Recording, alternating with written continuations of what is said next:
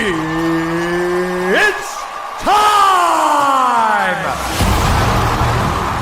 And now, introducing your host, fighting out of Las Vegas, Nevada, by way of Boston, Massachusetts, presenting live, the Bostonian versus the book. Follow the show on Twitter at Boston versus the book. Here he is, Matt Perron! Enjoy the show, enjoy the show, enjoy the show, enjoy the show.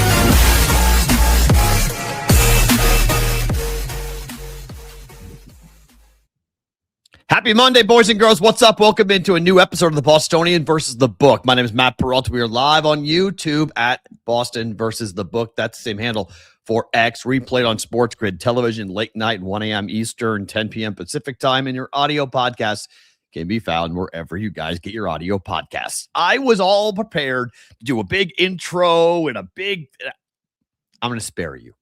Okay?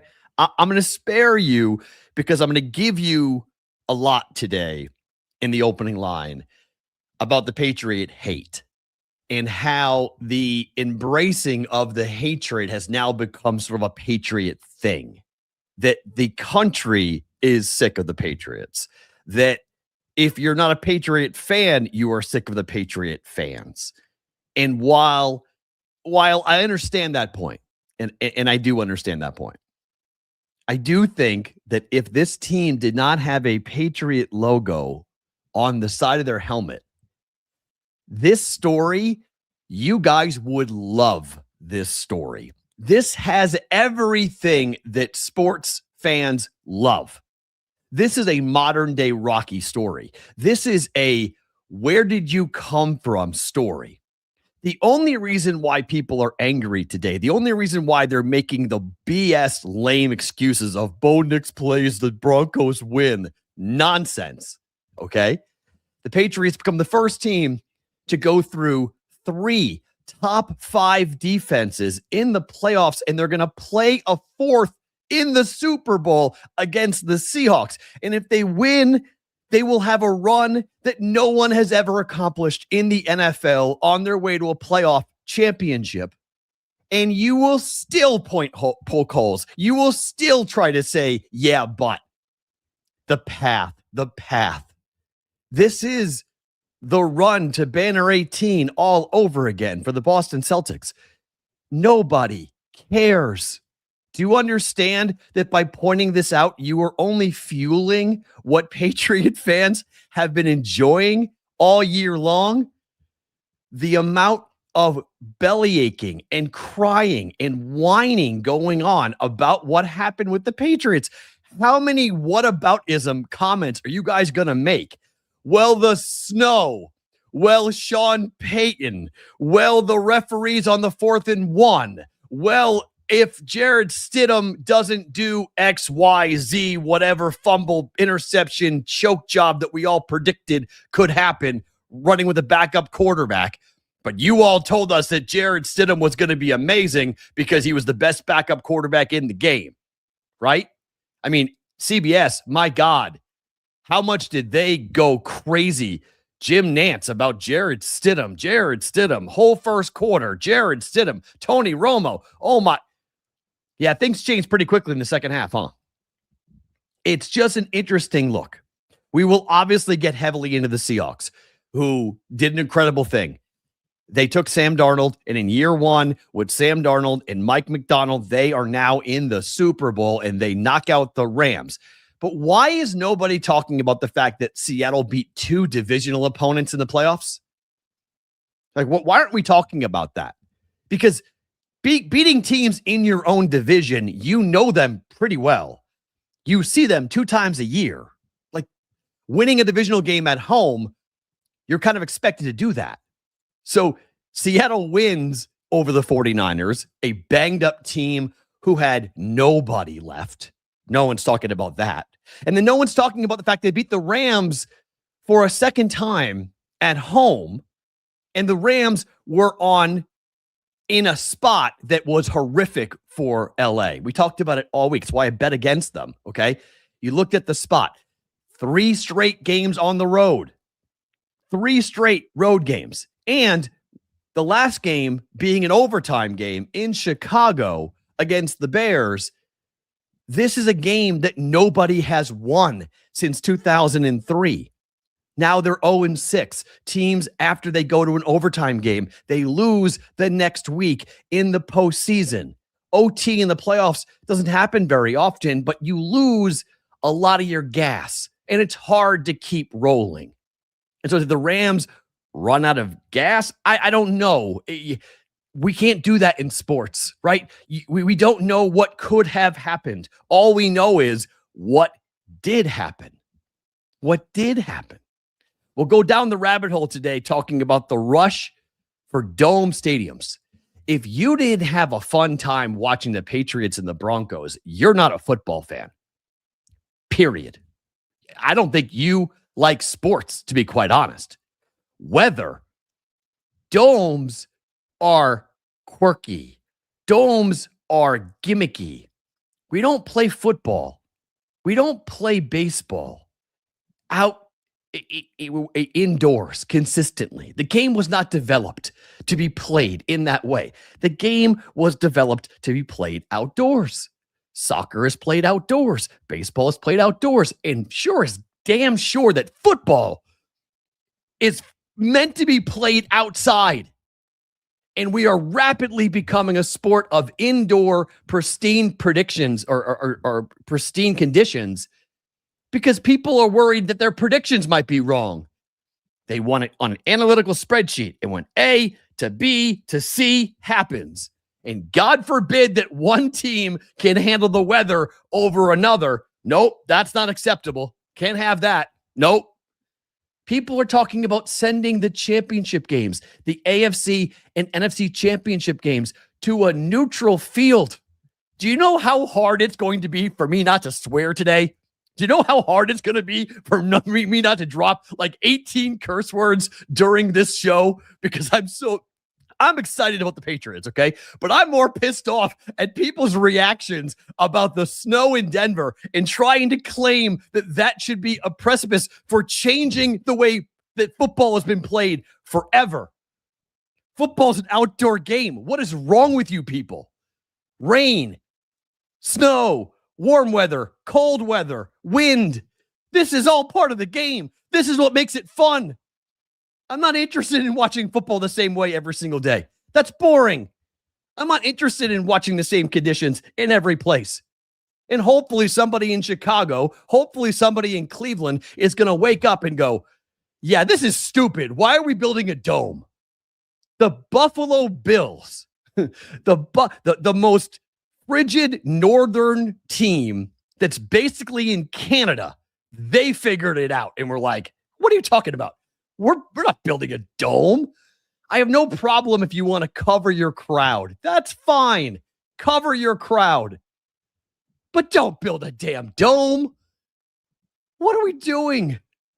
If you didn't have fun watching that game, win or lose, that was fun to watch the storm roll in. And Sean Payton should have known.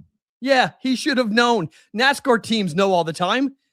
Baseball teams know all the time. You look at the weather report. What's going to happen in the second half of the game? Okay, front load it. Try to be in the lead when the weather hits, because the Patriots were in the lead when the weather hit, and they won the game 10-7 because nobody could make a damn field goal when the wind was blowing sideways. I mean, that's just part of sports. You live in Denver, freaking Colorado. You didn't look at the weather?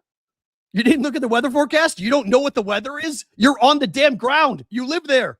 Like, what are you doing? This is now the push that we're now going to say that we shouldn't play championship games at a home field because we don't want home field advantage because of the weather, because the home team didn't call the local weather forecaster and say, hey, what the hell is going to happen in the second half of the game? Dude, like what? Like what are we doing? Like what are we doing? So much to get into today. We start it like we do every show with the opening line.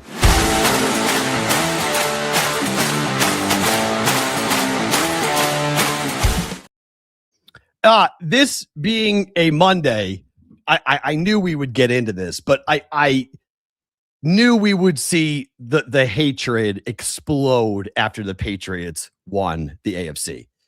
And everyone who is a Patriot fan is drinking your tears with pride today. You have to understand the level of, we understand as Patriot people, Patriot fans, we understand how the country perceives New England. We understand that people are really tired, that the Patriots were supposed to be bad, that the Patriots have a first-year head coach and the Patriots have a second-year quarterback.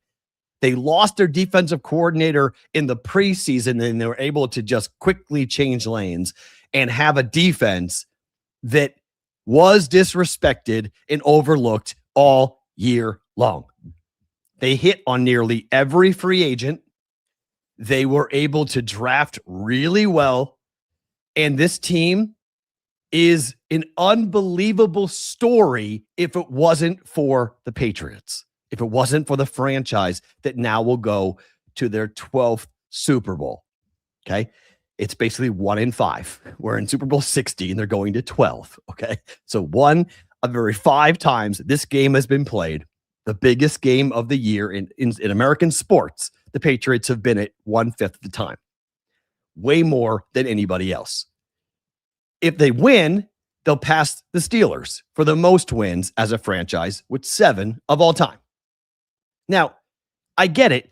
People are frustrated by that. They want something else. They want something new. I get the idea that newness, something new, we always want that. But the Patriots had 8 wins the last 2 years. They had 8 wins. Mike Vrabel is extremely likable. Mike Vrabel is not Bill Belichick. Mike Vrabel is not mean, gruff to the media. Mike Vrabel is a family guy who spent time bouncing around college football, learning different people, played at Ohio State, won 3 championships as a player, went to Tennessee, got blown out for some dumb reason as the head coach of the Titans, sat for a couple of years, let the Patriots do their thing. Gerard Mayo gets blown out, and here comes Mike Vrabel riding in with a plan and a purpose. He brings Josh McDaniels with him, a guy who has completely flamed out as a head coach in 2 different places, and now is perfectly comfortable being an offensive coordinator and potentially winning the Assistant Coach of the Year award for what he has done with Drake May, making him into an MVP candidate. But at the end of the day, it comes down to Drake May, who is a 23-year-old who is younger than Tom Brady was when Tom Brady started becoming the quarterback for the Patriots. Tom Brady did not get the chance to be the Patriots quarterback till he was 24 years old. Drake May is 23 and in the Super Bowl. He's already there. So to say he's ahead of schedule would be an understatement. He is a likable kid. He doesn't talk. He's not flashy. He's not arrogant. His wife might be the sweetest person on the planet. They've been together since middle school. Since middle school. He's not out here chasing celebrity. He's not out here running around, with different models and whatnot. The story of the Patriots, you would like this story. America would love this team. They would love this team, given who they were last year and the year before, given how bad they were for the 2 previous seasons. If this was the Jacksonville Jaguars, everyone would be in love with this team. This would be the story this morning across the country on every talk show about where did this team come from? How did they do this? How did the Patriots get here? But instead, all we get, no love, just hate, straight up hate. It's all about the path. Justin Herbert, CJ Stroud, Jared Stidham. No mention of the defenses. None. No mention of, 3 top 5 defenses because, that doesn't matter. Zero doubt Denver wins with Knicks. That being said, Sean Payton probably had his worst coaching game of his career. So it's Sean Payton's fault. If Bo Nix plays, Denver wins. Every media member in Denver today is parroting that same line over and over again, like that somehow matters, because you'll never know. It goes as far as to a player on the Broncos defense. Nick Benito, it's sickening knowing we're definitely the better team. Here's the darn tough thing about sports. No one cares, Nick. Nobody cares. Nobody cares who you think is the better team. Scoreboard. It's the only thing that matters in sports is scoreboard. Heck, in life, it's really the only thing that matters is scoreboard. Okay? What does a scoreboard say? At the end of the game, when you played 4 quarters, who had more points? That's it. I don't care what you think. I don't care what you feel. I don't care if you can say we play 100 times, we win 99 times out of 100. It doesn't matter on that particular day. That is sports. That is what we do. That is what I've given my life to covering and talking about. Because otherwise, what are we doing? What are we doing? This is what college football has had to deal with now, with Indiana being the national champ, because nobody thinks that Indiana could win the national championship, right? Like, come on. That's a joke. Kirk Cignetti? Come on. He's not going to go and beat Ohio State. They play Ohio State, they're going to get killed. Funny thing when that happened in the Big Ten championship. Oh, right. We're going to watch them play a Miami team that spent all this money. Indiana can't beat Miami, right? This defense come on. Whoops. This is now where we are in sports. We're starting to actually embrace the idea that your opinion means shit. It doesn't mean anything. What you think is going to happen, and then what actually happened, if they are different, it doesn't matter what you thought was going to happen, because what actually happened is what we care about. And what happened is that the Broncos lost. The Broncos knew the weather forecast, and they got cocky. It was an arrogant decision by Sean Payton to want to be able to tell the world, because if you go back and replay the conversations that I had here and other people have had about what Sean Payton said to the media about his quarterback, Jarrett Stidham, is that he was all in. He kept on telling the media in Denver, you will see, you will understand, you will have this afterwards. And so on 4th and 1, in a playoff game in which points were be at a premium, Jarrett Stidham was asked to throw the football, not run the ball, not to hand the ball off, but throw the football on 4th and 1. And the Patriots snuffed it out, and they were ready for it. And no points happened on that play, and the Broncos did not even come close. Well, they came close, but they didn't score again. They missed 2 field goals, including one to tie the game at 10 that was partially blocked by the Patriots because the weather was brutal. And again, you live there, you're on the ground. You don't take the points there. I know 14-0, you may have felt like the game was over. You win the touchdown there, game over, 14-0. We're rolling. We're going to the Super Bowl. But a funny thing happens on the way to something that you feel like is inevitable. You get arrogant. And I couldn't get over how often the Payton offense was calling for pass plays with Jarrett Stidham, including the interception that he threw, which was a complete lollipop layup pick for Christian Gonzalez, because it was arrogance that led Sean Payton to those play calls. Instead of being conservative and really doing what the Patriots did, just kick. If you throw the ball away and just kick, and the Patriots played defense literally with that lead. With their offense, they played defense. They just said, we don't think you can score, so here's the ball. They gave the ball to Denver on the 33-yard line, the plus 33-yard line, and Denver couldn't score because of the weather. That's just playing the elements. And it's like, which team lives in Denver? Like, which team lives in that environment? Because they felt, to me, it looked like they didn't know what to do about it. They didn't know how to handle it. And the Patriots did. It's so wild. It is so wild to watch what went down here over these games. It was remarkable. I did well, okay? I said Patriots by 3, Seahawks by 4. I nailed them both yesterday on the nose as to what happened. The number for the Super Bowl, it was as high as 5. It's now been bought back down today. Bet Chris Arizona's got Patriots Seahawks minus 4.5, and the total at 46. I've already bet over 45.5. I think we're going to see points in this game. I just think if you are angry about this matchup because the Patriots are in it, I think you're missing the narrative. I think you're missing the story here of the Patriots and what this team was able to accomplish by going on the road and beating a defense. And you could say, well, they scored because Jared Stidham threw the ball backwards. Yeah, and the referees stole a touchdown from the Patriots with that, by the way. Okay? That play could have been a very significant conversation going forward. So don't tell me about the Patriots on the 4th down and 1 and how do you not overturn that because Drake May was clearly short. No, he wasn't. There wasn't enough video evidence to prove where he actually went down and where the football was when he went down. If they had marked him short, he would have been short on replay. But they didn't mark him short. They marked him over the first down line to gain, and so they couldn't overturn it.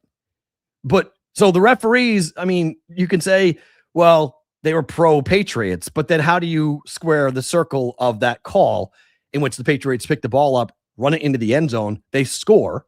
If you had a Patriots defensive touchdown ticket, you were pretty upset that you didn't get that to be cashed because the referees blew the play dead. Instead, it was Drake May with his legs that scored the only touchdown for the Patriots. And then it was Drake May with his legs calling his own number with the game-clinching run to pick up a first down. He didn't tell the coaches. He didn't tell his teammates. Drake May called his own number. He rolled out, ran for 7 yards, picked up the first down, iced the game for the Patriots, and that wasn't the play call. That wasn't what was supposed to happen. But Drake May just said, give me the football, get out of my way. I'm going and winning this. So for all the talk about the moment being too big for Drake May, all the talk about his numbers, how bad the Patriots have been numbers-wise, all this garbage that's been thrown around, people talking about the Jets offense and the Patriots offense being comparable, the Jets offense in the regular season and the Patriots offense in the postseason, saying Drake May has played horrible. I've seen this all this morning. Drake May, he has not played well at all in the playoffs. He's lucky to be here. It's like, what games are you guys watching? What environment are you guys expecting him to perform in against the defenses he is facing? He just took on the number 1 and number 2 pass rush in the NFL, and that's why everyone said that they were going to lose to the Chargers, to the Texans, to the Broncos. The offensive line for the Patriots is not great. That's just a fact, okay? It is not great. Will Campbell is a rookie left tackle. He's having a tough time. But he's facing the best of the best as a rookie. This guy was playing college football last year. So he's having a tough run of it. Like, he needs to get into the weight room. He needs to get stronger. He needs to get faster. And he will. He's in his early 20s. Like, can you let the guy just develop a little bit? Can you give him just a little bit of a break? No one's calling him an all-pro. No one's calling him a first-team, all-NFL. He's trying. And he's losing because he's going up against the best men in the NFL, 30-year-old men who've been in the league for 5 years, who get paid to do one thing, and that's to get around left tackles to go and annihilate the quarterback. So I think people are just so overreactionary as to what has gone on because the Patriot hate is real. It is absolutely real, except for this guy. This guy, how about this bet? Placed at Circa Sports. On August 25th, this guy bet the Patriots over the Seahawks at 3,100 to 1. $100 bet will bring back $310,000 if the Patriots win. If this guy isn't taking out loans to hedge this ticket, I don't know what the heck is wrong with him. For $100 bet, I would be going in there and taking the Seahawks, and I would be dropping $100,000 on Seattle to win the Super Bowl, knowing I've got this ticket on the other side. and I'd be sitting there and cheering hard for the Patriots to win. Hedge 100K, 100%. I'm hedging 100%. I'm hedging on this. The stats for the Patriots are unbelievable. They're 9-0 straight up and 7-2 ATS on the road now. They're the only team ever to win 9 games and go undefeated 9-0 on the road in a single season. No one's ever done that before. The Patriots are a team now that if you look at what they're able to, they're going to be dogs again here in the Super Bowl. It hasn't been a bad place for the Patriots to be. Now, there's been games in which the Patriots have opened up as a dog in the Super Bowl, and it's gone off as a favorite. But, generally speaking, when the Patriots are doubted in this game, it's a good thing. It's a good thing. And they'll use it for 2 weeks. They're going to use it for motivation. And look, they're facing a extremely difficult team and a really good team and a team that has occupied my number one spot for weeks in the NFL. That defense, but they're not at home. They're also not on the road, which I'm very curious because this is an 8-1 ATS team in the Seahawks away from home on the road. Now it's a neutral.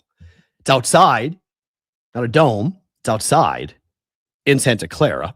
We'll see what the weather's going to be like, but it's a Northern California environment. So it's going to be, 55, 60 degrees. It's not going to be balmy. It's not going to be shorts weather for most people. It's going to be outdoors. It's going to be a decent environment. We don't expect rain, but rain could pop up here. And we'll see how these two teams that are known for being weather teams in New England and Seattle, how they handle a Super Bowl being played outdoors. Because God forbid there's weather. Can't have that.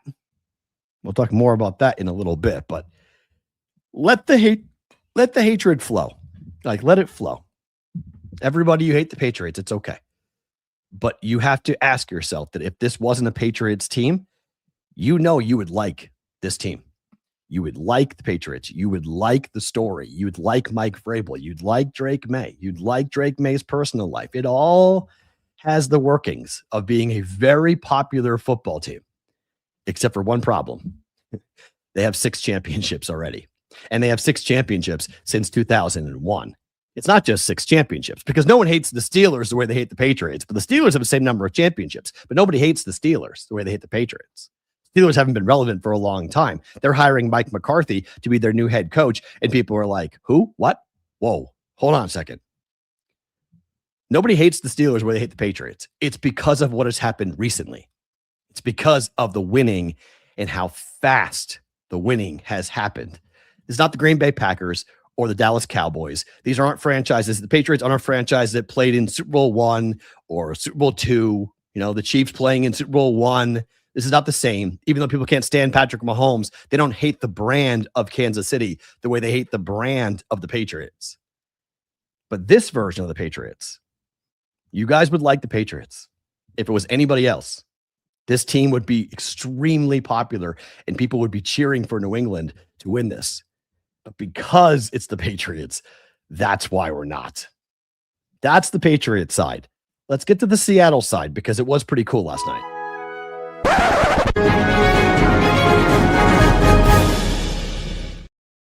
All right, first, for what happened this weekend, the NFC title game, Seattle beats the Rams 31-27. They get to their 4th Super Bowl. It is interesting to see how this whole thing is going to play out and how this is going to go, because when a team is now off an overtime win in the postseason, they're now 0-6 straight up.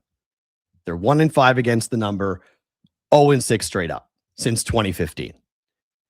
So the Rams were up against it. Same thing I said with the road team. They're now 9-29 straight up as an underdog in the playoffs when they're playing on the road for a 3rd straight game. It is really hard to play on the road. And I feel for Davante Adams. I really do, because he is a tremendous talent and he's never played in the Super Bowl. And he's been bouncing around, and he thought that going to the Rams, this was his time with Matthew Stafford now. This was his time. And Matthew Stafford's going to win the MVP a week from Thursday in San Francisco. at the NFL honors. He's going to win the MVP. So, I mean, he had the best quarterback, yet they couldn't go on the road and win. And so because of that, that was problematic. That was really difficult for anyone to sit here and have this conversation going like, this is where we are. Hold on 1 second. Pause. Will, if you're watching on this, we're going to have to edit this out. I got to go drop a key off. Someone's here to pick up a car.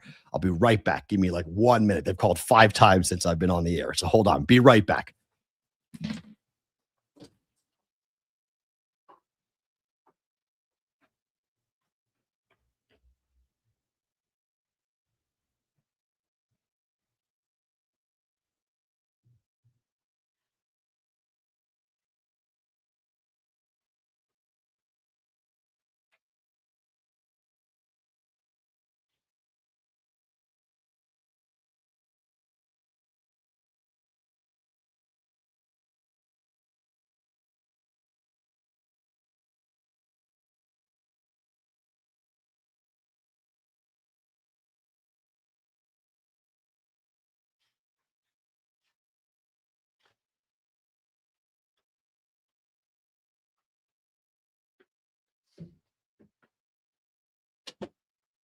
Okay, sorry. The trials and tribulations of being a solo host. Okay. Getting back to business in 3, 2, 1. Okay. I am someone who respects the hell out of what Seattle's done this year. I really do. The only but I'll say after this is that Seattle being as big of a favorite going into this game was shocking to me. When it opened at 3.5, I was like, that's a good number. We then saw one-way traffic. I mean, complete one-way traffic on Seattle. And the number went as high as 5. That number now has been bought back down, and the buyback happened faster than I thought. I didn't think it would be this fast. 4.5 down to 4 at certain places already for this game. So it feels like it feels like 4 will be the number. That's what happens. It's going to be 4, most likely. I'm reading the chat. You guys, that's funny because you guys don't normally see what's behind me. You guys don't normally see all that, right? That's funny. Yeah, that's my Grogu hat. That's my Grogu hat. So you don't see the things that normally are behind me when I have to run out. Yeah, that's my Disneyland hat on that. And that's an autographed Joe Montana signed football. We've done that before. We've talked about what's behind me before. But I think if you are a Rams fan today, you're mad, you're angry, but I think you understand you got beat by the better team. Like that's just the way Sam Darnold played, the way that Kenneth Walker played, and the way that JSN played. I mean that's at home. This is why you play all year. You play all year to have a home game like that. You play all year to have your crowd in that environment where they're at full throat the entire game. It's hard to win on the road. Like that is wild. No, I'm not shocked. Their defense is not as good as people think. Like I like their defense. I do. I don't think their defense is nearly as good as everyone thinks. The Seahawks defense to the Rams gave up 27 and 38 points in back-to-back games at home to the Rams. And while you might go, wait a minute, the Patriots offense has nothing compared to the Puka Nacua and Devontae Adams. I'll give you that. But the Patriots also have a mobile quarterback. And I thought last night watching the game that if Matthew Stafford had any type of athletic ability to run the football, they were gaping holes. They were massive lanes for Matthew Stafford to run and pick up first downs and to score touchdowns that he didn't take last night because he just doesn't run. Matthew Stafford does not like to run. So like that's when I look at what the Patriots can do and what Drake May can do, I will be in love with the over on the yardage for Drake May running the football. He's going to be a huge weapon. I think Travion Henderson has a really big Super Bowl. We know what happened yesterday with Ramondre Stevenson. I'm not sure this is a Ramondre game. The championship game was a Ramondre game. I think this is a Henderson game for the Patriots. Kenneth Walker is going to be a big problem for the Patriots. But if you look at how the Patriots match up with Seattle's offense, I like the matchup. I do. Walker's great. JSN's great, but the Patriots have got Christian Gonzalez. Okay. And as long as he doesn't do what he did in the Denver game where he got completely cocky and he got beat over the top by Mims, as long as he takes JSN seriously and the Patriots give him safety help over the top, you're going to make somebody else beat them. And if you're going to say Cooper Kupp is going to beat the Patriots, we've seen that story before with the Rams. It didn't happen. And now he's 5-6 years older. So like, I think this is going to be really interesting to see how the Patriots defense matches up. Walker is a problem, but the Patriots run defense is really good. Get Robert Spillane's ankle fixed. Like that needs to be fixed ASAP. And then they got to tackle better because they didn't tackle well yesterday. But I think that will be stressed by Mike Vrabel. So now we're looking at other types of players down the chart here, other guys. The Rams couldn't stop JSN. They didn't have a cornerback who could match up. Christian Gonzalez can match up with JSN. Not going to shut him down, but he can match up with him and cause him not to have as much time. Sam Darnold's 0-4 against the Patriots in his career, and you could say it's the Jets and everything else, but like this is the icy ghost guy. Okay, I like Sam Darnold a lot. His story is remarkable. His turnaround has been incredible, but this is a really big stage against a franchise that he really has struggled against. And again, I go back to the path. Nobody's talking about the path for the Seahawks playing 2 home games against 2 divisional opponents. They have history with both those franchises. The Patriots had to beat teams like the Broncos in their building as them being the number 1 seed. And you can say it's Jared Stidham and that's why. Sure, I'll give that to you. That's sports. Bad breaks happen, right? Bad things happen. But we spent so much time over the last month talking about frauds and how the Patriots can't do anything and how much of a joke it is that they're in these games, that they're winning these games, blah, blah, blah. And we haven't talked about Seattle at all.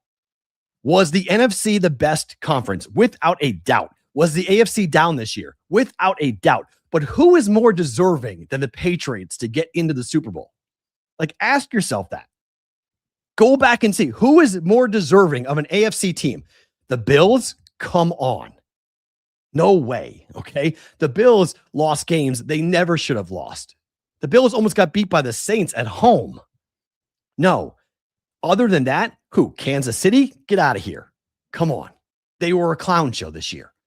Who else? The Texans with CJ Stroud? Patriots beat them. The Chargers? Patriots beat them. Who? Like, go through it. Who? The Steelers? Okay, the Patriots lost to the Steelers. They had 5 turnovers in that game at home, and it was week 3. Like, they were a 500. The Ravens were awful this year defensively, and Lamar Jackson had one of his worst years, and they fired their coach afterwards. So, like, who is more deserving? Like, there's nobody more deserving than the Patriots to be here. And so, like, I'm going to say this on Radio Row. I'm going to say this in San Francisco. But if you're angry about the Patriots being here, tell me who is more deserving in the AFC than New England as to what they did. They played their schedule. They played who was on their schedule. Then they went to the playoffs and they beat 3 top 5 defenses on their way to the Super Bowl. I mean, they were the 2 seed. They were the 2 seed, and they should have been the 1 seed if it wasn't for the stupid Raider game at the top of the season, where if they win that game, if they play that game, in week 17, the Patriots win that game by 2 touchdowns, but they played it in week 1. And in week 1, the Patriots were a mess. Drake May played like crap. Raiders won that game, and then the Patriots had to go to Denver to play the Broncos at Mile High, and Drake May did something that Tom Brady has never done, which is win a game in the playoffs, an AFC championship game on top of that in Denver. the Patriots are deserving to be here. They are deserving to be in this game. And it's disingenuous to say that Seattle deserves to be in this game, but the Patriots do not. You want to talk path? Let's talk path of Seattle.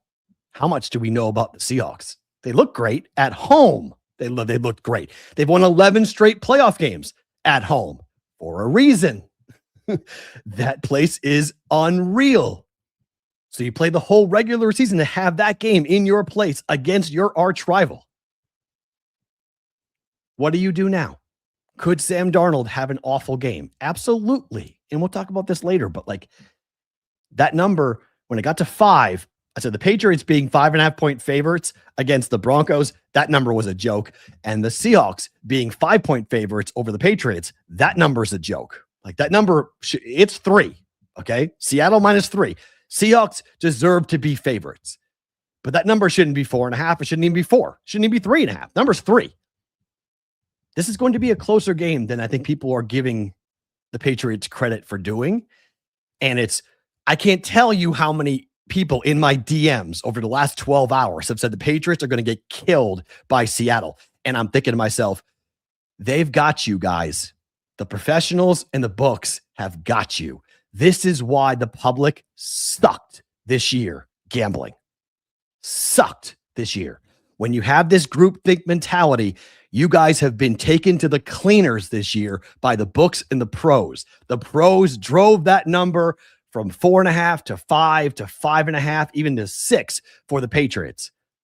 Okay. And then they hammered that number all the way back down to 3.5. They took, and the Patriots didn't cover any of those numbers. The books cleaned up, but the professional money was all on Denver. All on Denver. 5.5. The same thing is happening here. We have not reached the limits yet for Seattle, but this number being driven up to 5. The buyback happened today. I'm stunned. I didn't think the buyback would happen today. We're down to 4 at some books already. So like the books are taking, because it's the Super Bowl, the limits open quicker. So they'll take bigger bets out of the gate. But I can't wait till we start hearing the quote unquote big bet reports. Get ready for the big bet reports. You're going to see huge bets on Seattle. Huge bets on Seattle. Drive that number up as much as you can. I have a 14-1 ticket on Seattle. I have an 11-1 ticket on the Patriots. Doesn't matter to me. I'm taking down double-digit units on either side. So I'm good. I have played this completely perfectly as to how we're going to go with this game.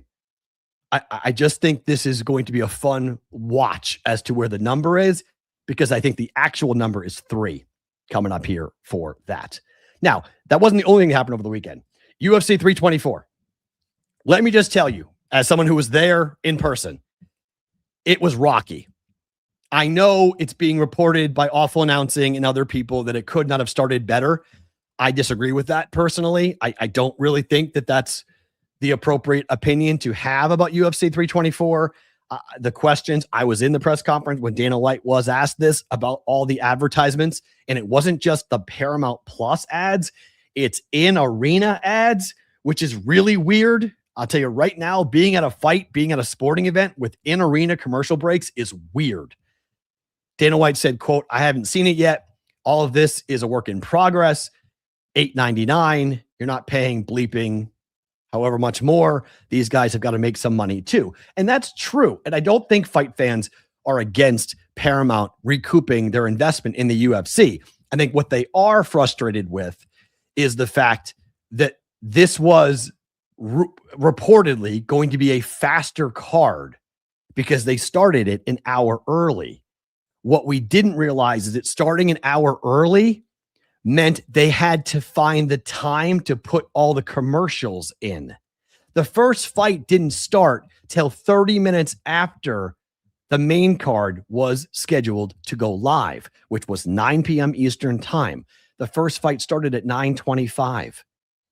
They did a 25-minute pregame show. What the hell is that? That's not going to be okay with fight fans going long term. It was weird that they were breaking they had commercial breaks, and Brendan Fitzgerald told us that they're not going to show the walkouts, and they didn't for every fighter. They ran commercial breaks when the fighters were walking out. But it wasn't just the commercials that you guys saw on Paramount Plus. There were 5 different breaks I counted with 8 different commercials being played in arena, meaning lights out, sound up commercials being played to the audience. It was weird. Like, that's not a sporting event. Like, we're not at home on our couches. These people have paid thousands of dollars to go to the fight. They don't want to watch commercials. Going to the actual event is why when you pay that money, you avoid having to watch and sit through a Total Wireless commercial. Like, if you want to run a promo for the next fight that's coming up, or you want to run a promo for the next event, people are used to that. They're fine with that. But commercial after commercial after commercial, while you're killing time because you need to run commercials on Paramount Plus, like, that stuff just can't, like, it's not going to fly. That's not going to go over well for fight fans long term. So I know folks are saying that, they couldn't have gotten off better. It was incredible. Dana White said it was 2-1 what they expected from an audience standpoint for UFC 324. Was that the storm? Was that people just, not wanting to go out on a Saturday night and realizing that it's only $8.99?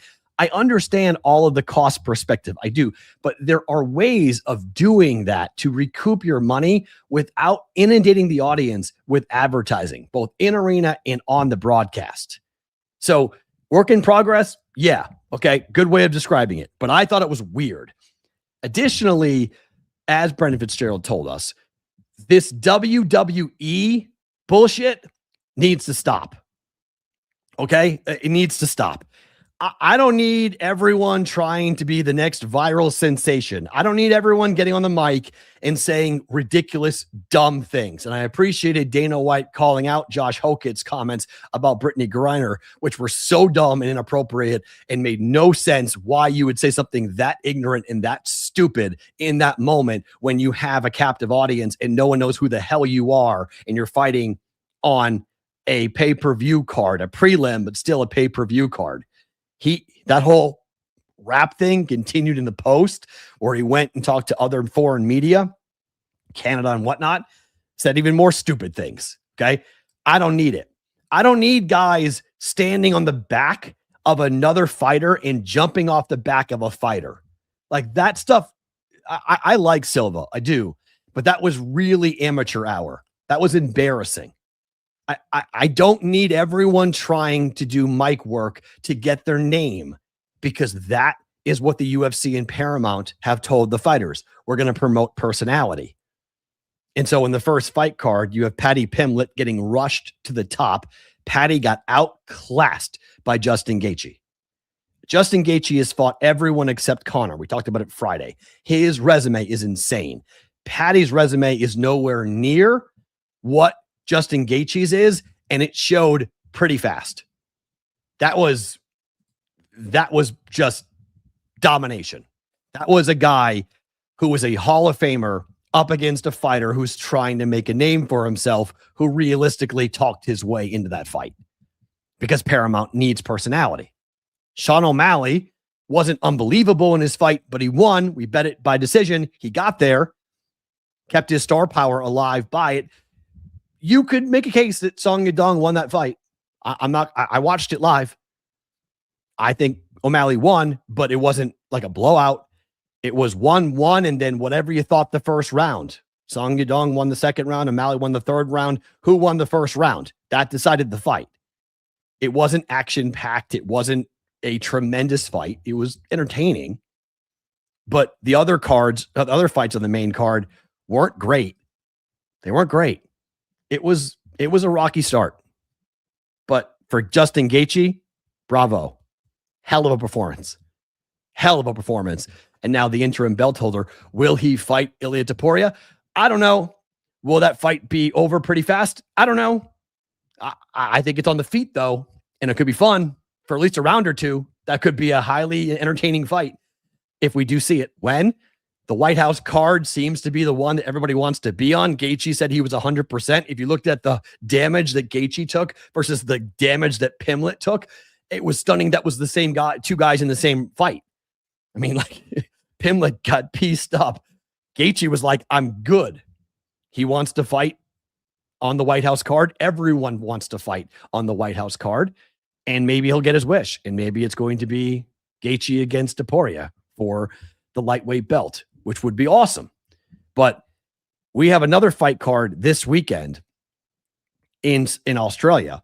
And that card, because every card leading up to the White House, look at the fight cards leading up to the White House card. They're doing the same thing that they did for UFC 300. They're holding every big name. They're holding every big fighter to make sure that they are available for that fight card at the White House. That means the cards, the initial cards on UFC, on Paramount Plus for the UFC numbered events are not going to be that great, which kind of stinks, to be quite honest. But once we get to the White House card, it's going to be epic. It's going to be an incredible night. It's going to be historic for the UFC and for anyone to have a fight, to have a sporting event at the White House. But we're going to have to suffer through some bad cards on our way to the White House to get to where we want to get to. But Gaethje was awesome. I was happy for O'Malley, but I wasn't in love with the overall production for Paramount Plus. I'm not going to sit here and tell you that it was great, because it wasn't. I'd give it a C. Everyone's saying it was a home run. Nah, it was, and I didn't even watch it. I just tell you what I've talked to people who saw it, who were watching it, and then in arena, being a part of the event, it's different. It's definitely different going forward. And as Dana White said, it's a work in progress. And so I do expect it to get better as that relationship grows. But out of the gate, I think it was pretty rocky. Let's go down the rabbit hole.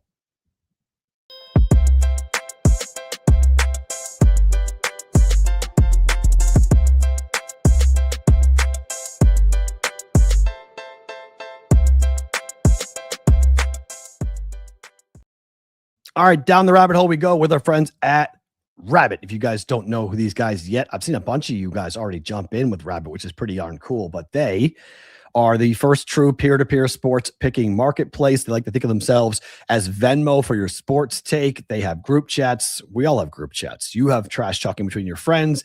And coming up here in the next couple of days, you're going to be able to bet the big game in San Francisco. Those lines are not up yet at Rabbit, but it is coming very soon. They have gotten rid of the house entirely. So instead of fighting the algorithm designed to take your money, you can create the offer, set the line, and challenge your friends directly. It's social, it's fair, and without that heavy vig, it's the only place where you can truly make your hunches happen. It is not a traditional sports book, so you can set the line at Rabbit, and you can get 5 free Rabbit cash when you sign up using the code RABBIT5. That's RABBET 5. Let's talk about domes and what's happening with the NFL. I don't understand this at all. What is this? Pete Prisco, what is this? After the AFC Championship game with the Patriots and the Broncos, Pete Prisco from CBS wrote this. Now that is why you need stadiums with roofs. That was crap. And it's also why you should take the damn points in the playoffs. That wasn't football. It was a survival test. I can't believe there are people who have been covering the NFL for as long as Pete Prisco who want to see sterile, consistently boring conditions, that there is nothing to ever factor in, that we want to get rid of wind. We want to get rid of rain. We want to get rid of snow. Why? Why in the world would you want to get rid of that? The age-old testament of cold weather teams playing warm weather teams, or warm weather teams hosting cold weather teams because of the heat and the humidity that can melt different opponents. Why would you ever want to get rid of that? Why would you ever want to eliminate scenes like we saw in Denver? This was awesome. This was unreal. It probably sucked to be outside in it. It may have sucked to play in it, but to watch it on TV was awesome. It was so fun to see this game, to watch kicks not fly in the right direction, to watch the wind swirling around. Was it tough? Sure. Was it anxiety producing? Of course. But we're going to sit here and say that we don't want domes because the NFL doesn't want domes. Headline on Yahoo Sports. Yes, open air NFL playoff games are chaotic. That's exactly why we need them. Yup. As what's written on Front Office Sports. NFL football on its way to becoming an indoor sport. An indoor sport. And the reason is the teams that we would expect to embrace their home field advantage, their weather first home field advantage, Chicago and Cleveland, are both planning on building domes. Then Kansas City. The coldest I have ever been in a stadium was watching a playoff game between the Chiefs and the Ravens, in which I was near the top at Arrowhead Stadium, freezing my ass off. It was awesome. It was part of the experience to be outside watching the sport that I have grown up loving, because weather's not fun. Being cold's not fun. They played the Ice Bowl for a reason. What are we doing as football fans? Collectively, we have to stop this march towards, well, we get a Super Bowl if we build a dome. Crap. The fun of the Super Bowl is going somewhere warm, not Chicago, not Detroit, not New England, not Foxborough, not New York, not Philadelphia. No, that's part of the fun of the Super Bowl. Let's go somewhere warm and nice. It's a party. There are 29 teams not playing. Let's go to New Orleans. Let's go to Miami. Let's go to Houston. Let's go to Arizona. Let's go to Vegas. Let's go to LA, right? These are fun places to go to travel for the Super Bowl, to have a warm environment, to have a warm weather, fun environment. Freezing our asses off in Chicago is not going to be fun. It's not going to be fun to go to Cleveland either. It wasn't fun to go to Minneapolis when they hosted the Super Bowl. Like, domes were supposed to be gimmicky once in a while. The Vikings, the Colts, the Texans, like every once in a while, we have teams that have domes. We're going to have the majority of franchises in the NFL playing in domes soon. That's a massive mistake. It's a massive, massive mistake. Home field advantage for the weather matters in sports. And I cannot get over this idea that franchises are going to give that up. Denver should have been ecstatic that snowstorm rolled in, because they know how to play in it, but they didn't for some reason. Buffalo has been smart. They're building $1 billion stadium, and there's no roof on it. We built a roof in a dome here in Vegas because the Raiders were not the reason why we built that stadium. They were the reason the public was told why they built the stadium. But in reality, Allegiant Stadium was built by here in Las Vegas because of everything else that was needed. There wasn't a major entertainment venue that could hold 65 to 70,000 people. So you build a dome here in Vegas because the weather can be somewhat unpredictable, can be very hot. I mean, my gosh, it was 2 days ago, it was 72 degrees. This morning, it was 42 degrees. We have volatile, in the wintertime, it can be volatile here. But it was because of the Taylor Swift concerts. It was because of the Metallica concerts. It was because of all the different things that were rolling through that Allegiant now has. It didn't have anything to do with football. The Super Bowl, yes, but not the Raiders. I get why these politicians want to build domes. But if I'm the Bears, I have to step up and say no. If I'm the Browns, I have to step up and say no. We're not doing this. This is not okay.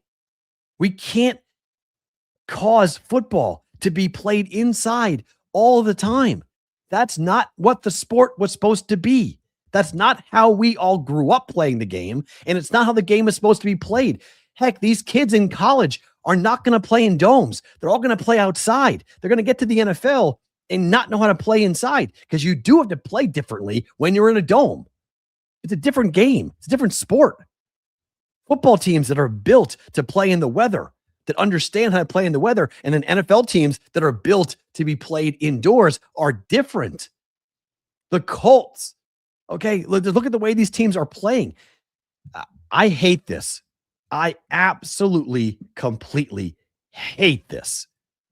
And I give the Bills a ton of credit because they at least understand what it is to have a home field advantage. And Chicago should follow suit and say, absolutely not. Retractable roofs? Okay. I'm more, I can listen to that. It's just way too expensive to build a retractable roof. That's why teams aren't doing it. Retractable roof at least gives you the chance to have weather if you want to have weather, which every team should want to have weather. If it's ridiculous, you could say, well, a dome on the Broncos had a dome and they covered it up. That game would have been more likely to be won by the Broncos. How do we know that? All I know is we would have lost some unbelievable pictures and a memorable game. We're going to talk about that 10-7 win in the first half versus the second half for so long. It's tremendous. Stop building domes. Please, the NFL, stop it. Chicago, don't do this. Cleveland, don't do this. Don't build domes. You don't need to. Kansas City, don't build a dome. Don't. That's 3 more domes. 3. You think we need 3 more domes? SoFi Stadium, Allegiant Stadium, Reliant Stadium, Lucas Oil Stadium, Bank of America Stadium. Like, how many do we need? 3 more are coming. 9, 10, 11, 12. Like, I don't need half the league, more than half the league. It's just ridiculous. Football's meant to be played outside. If you guys are watching live, don't move. More to come in bonus time. If you're on the replay on Sports Grid Television, thank you for being here. We appreciate you guys hanging out with us. We're back tomorrow on a Tuesday. In bonus time, I'll explain what's going on more for the Super Bowl. But if you guys are watching live, don't move. Like I mentioned, bonus time starts now.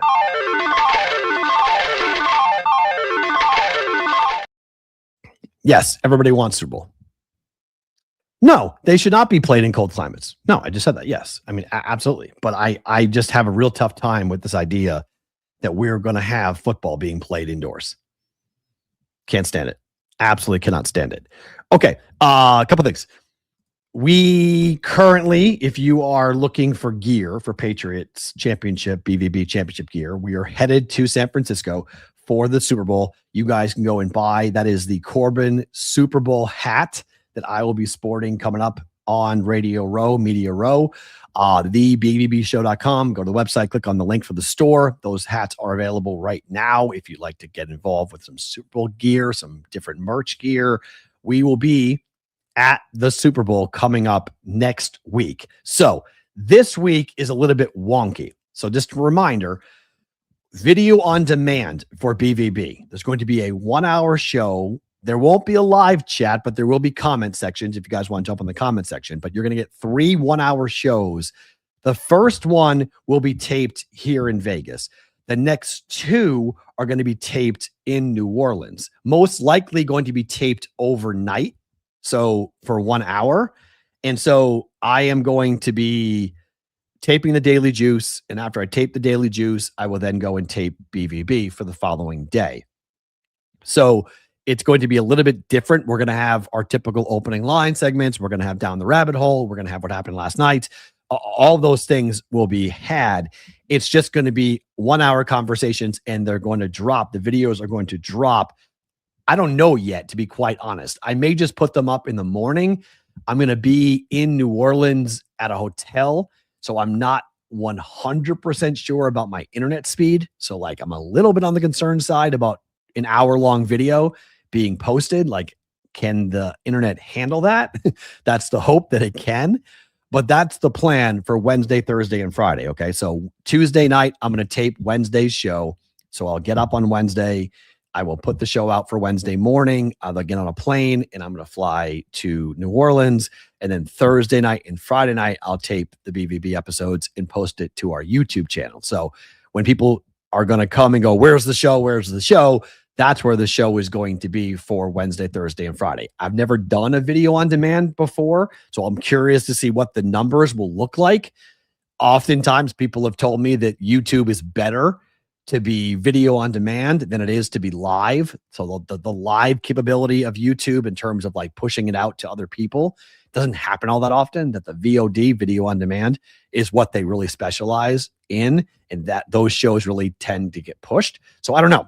So we'll see how it all goes out. But I am going to a Pelicans game on Friday with Betting Pros. They've gotten a whole suite for us. So I think it's the Grizzlies against the Pelicans. So not the greatest of NBA games, but I will be there for that and some other fun stuff that's going to be happening going on. Yeah, dude, Chef Benny, shoveling is I don't miss it, man. I don't miss it. That's gonna be tough. Okay, so Sonic is telling me what you can upload and schedule way in advance. I knew that. Set the premier option for live chat. Oh, Sonic, I'll email you later tonight to find that out. Okay, I didn't realize that. So there can be a live chat. Okay, good. That's exciting. But so I gotta see how that goes. Ish is asking, since it was brought up earlier and no one's talked about what happens if it rains the day of the UFC, Wild's card is going to be outside and where they're going to do it. So as far as what I've seen, Ish, it's a covered, it's like when they do boxing fights in California. So the crowd will be in the elements, but the fighters, the actual octagon will not be. It'll be actually covered. So it's the summertime in DC, so you could get a thunderstorm that rolls through, and if it did, they would wait and let it blow through, but it will be covered. The octagon itself will be covered.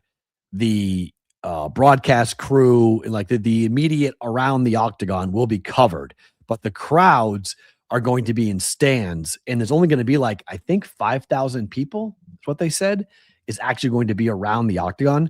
And the rest of the people there are going to be on like closed circuit televisions, like across the street type of thing, because everyone obviously who's coming onto the grounds for the White House, they're going to give, they have to do a background check. They have to go through a whole screening process. Like it's going to be a little bit of a nightmare for anybody going to that event.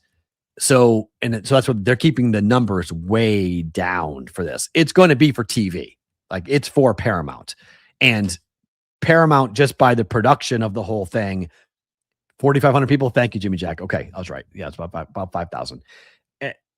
Yes, I think Mikey's right. It's going to be like WWE and SummerSlam. Yes, exactly like that when it's outside. Very, very similar to that. And that's where the whole thing's coming down. Like that. That's where the entire event is copying, and that's what Paramount's pushing. It's what the UFC is pushing.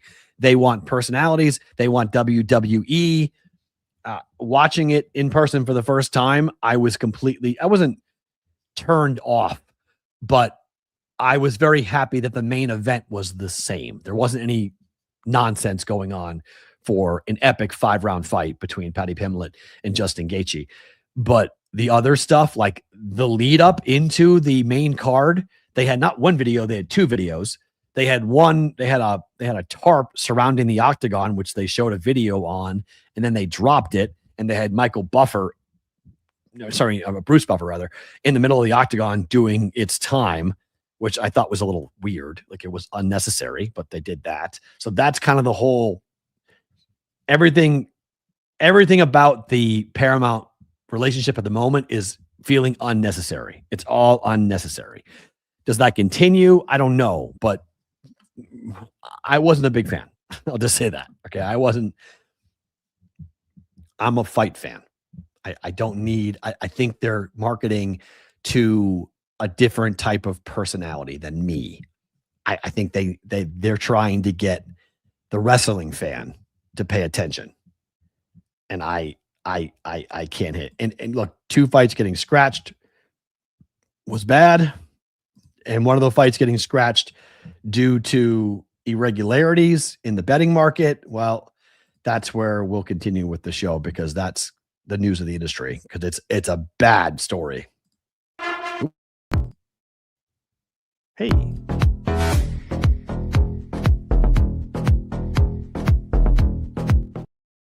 So I don't know what to make of this.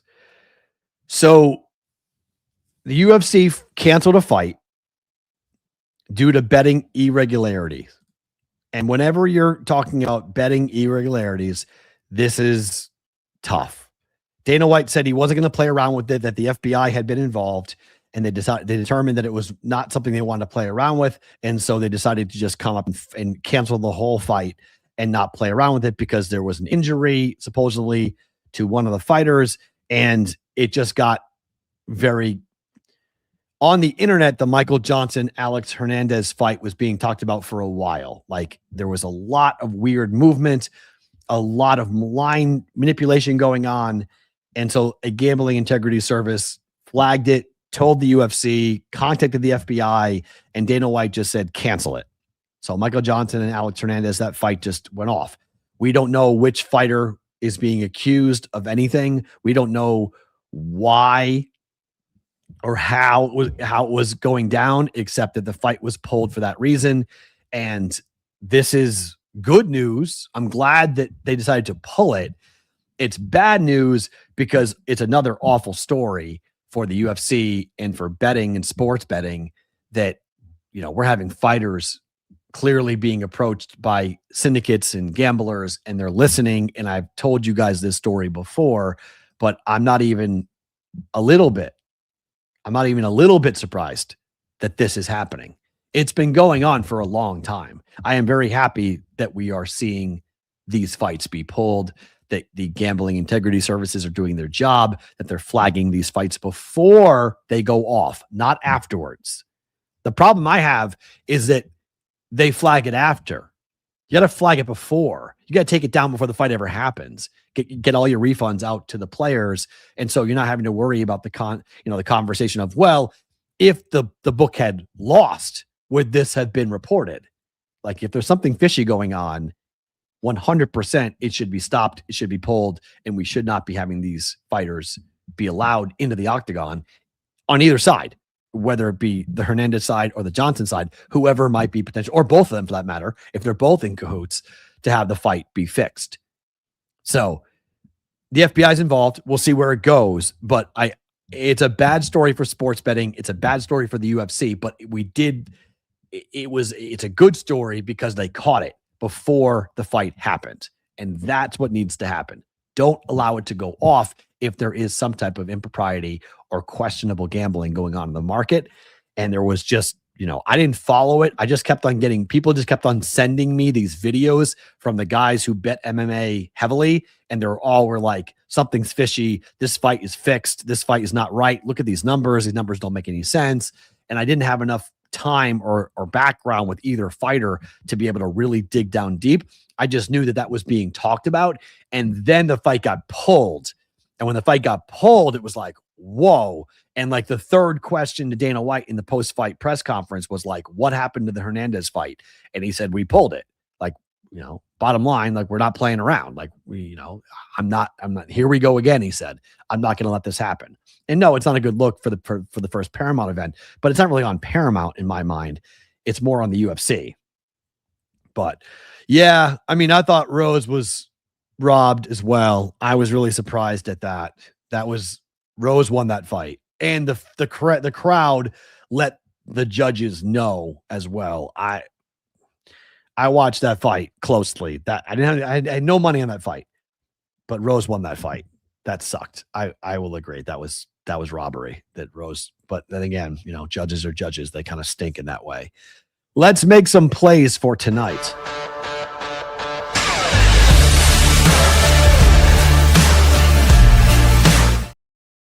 All right, time for Just the Picks. There are a couple of one big event coming up here tonight. Just the Picks being brought to you by the Betting Pros Prop Bet Cheat Sheet. You guys can go look at all the NBA props that are available for tonight's NBA slate by going to bettingpros.com/props or by downloading the Betting Pros app.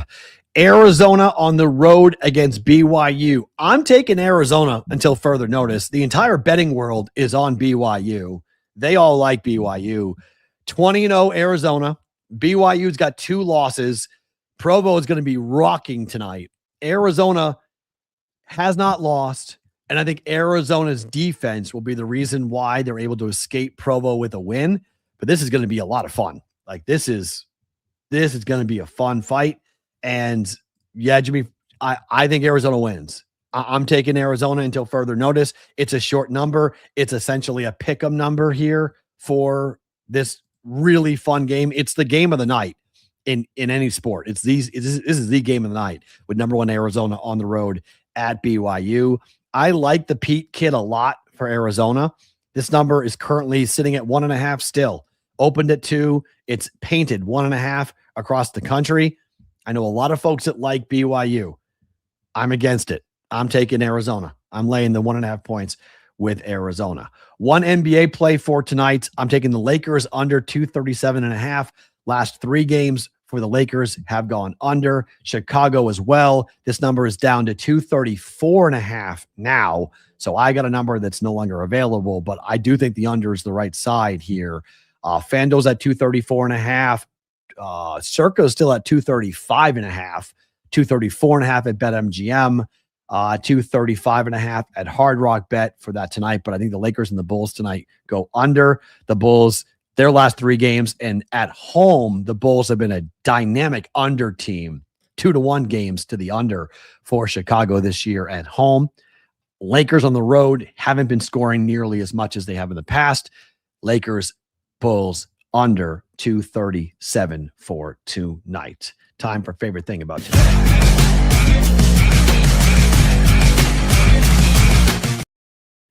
Favorite thing about today, my gosh, this has been a fun 12 hours. Favorite thing about today is the pretzel that people in the media are trying to twist themselves into to explain their takes for why the Patriots beat the Chargers, why they beat the Texans, and why they beat the Broncos. Because it's the same people who are continuing to say the same things over and over again, that this team will lose, this team is fraudulent, this team will lose, this team is fraudulent. I mean, how many times did you hear during the Charger week, I can't fucking wait to bet the Chargers. I'm all in on the Chargers. Or I can't wait. Drake May against that defense for the Texans. I am all in on the Texans. And now Jared Stidham's going to be fine. He's going to play really, really well.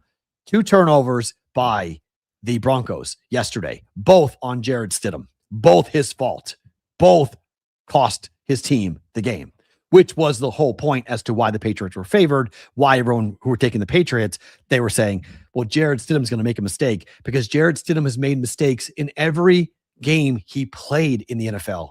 He makes big mistakes. It's what he does. He has talent. He's a backup quarterback. He can't stop making catastrophic mistakes.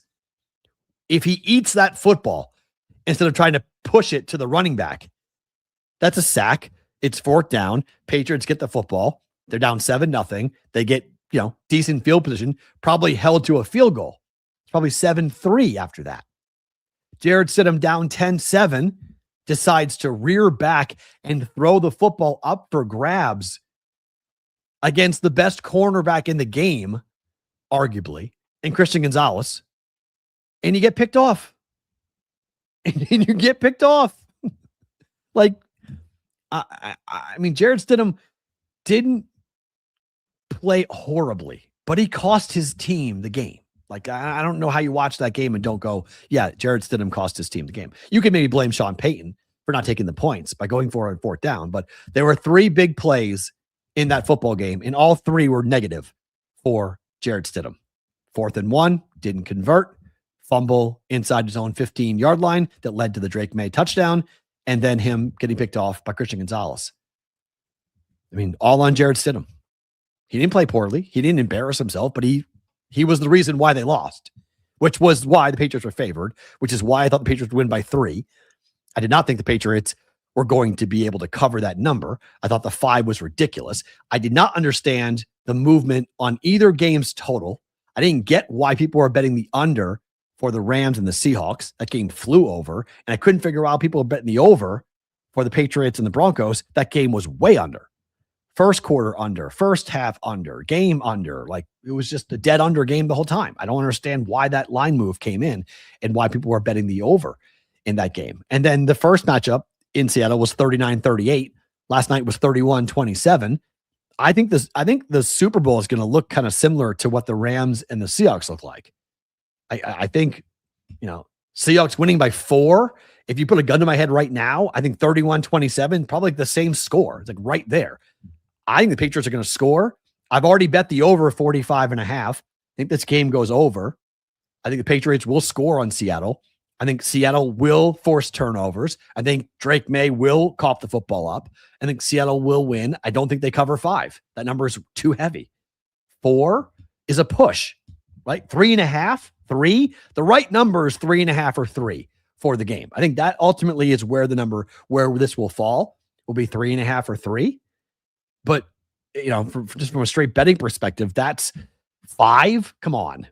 Like, that's too heavy. So if we go near that, I don't think we'll go back to 5, but opening up at 3.5, one-way traffic, driving it to 5, and now the buyback happens on Monday.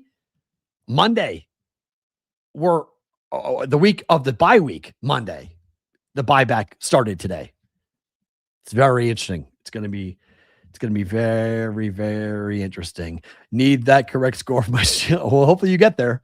31-27. Hopefully you get there. We'll see. But that's where we are. Surtain's good. I'm not debating that, but Gonzalez is just as good as he is, if not better. Got better ball skills. I mean, Gonzalez got better ball skills. It's just people just don't know about the Patriots. It's just, and Ross, you do obviously, but like across the country, these people just underestimate the talent level of the Patriots defense consistently all year long. They've just completely disregarded what this defense is capable of doing. At all 3 levels, the Patriots are elite on defense. The defensive line's elite. The linebackers are elite. The secondary is elite. But nobody wants to admit it. Like, it's okay. Nobody wants to admit it, that they're that good. But again, I think that Seattle will move the football. I think JSN, I think Walker is going to be a problem. I think Darnold will play well. I think the defense for the Seahawks will give up points, but the Patriots will as well. Over 45.5. I've already bet it for the Super Bowl, because I mean, that number I think is just going to go up. I would be very surprised if that number comes down. I think that number will climb.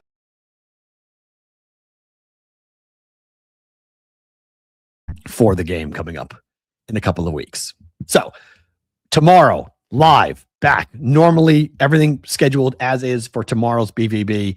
Then Wednesday, Thursday, Friday, video on demand will happen for us as I'll head to New Orleans. So same type of show tomorrow.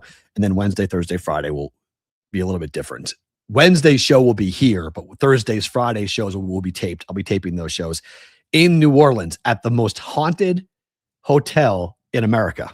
I'll tell you those stories coming up on Thursday and Friday. Thank you for being here. We're back tomorrow for our Tuesday's Bostonian.